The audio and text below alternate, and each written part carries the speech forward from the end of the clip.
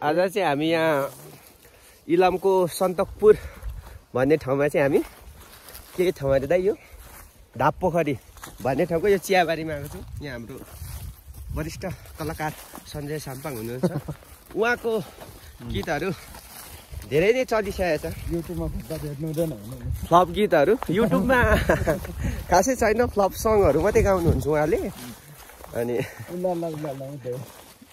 तपाईँको एउटा गीत सुनाइदिनु न, तपाईँलाई यहाँ आएर कस्तो लागिरहेको छ? मलाई अत्यन्तै रमाइलो।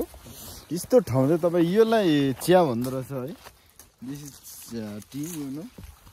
तर अत्यन्तै रमाइलो। यहाँ चाहिँ तपाईँको आउनु पाउँदाखेरि चाहिँ एउटा सौभाग्य मिल्यो। जस्तै पनौती केटासँग हिँड्नु पाइएको छ त्यो निश्चल खालिङ भन्ने मान्छे। तर दर्शक पनि सुनिसक्नु, त्यसै फ्लप भएको होइन नि, त्यसै फ्लप भएको होइन हाम्रो दाजुको चाहिँ सङहरू होइन। मान्छे राम्रो त होइन र पनि त्यस्तै हो।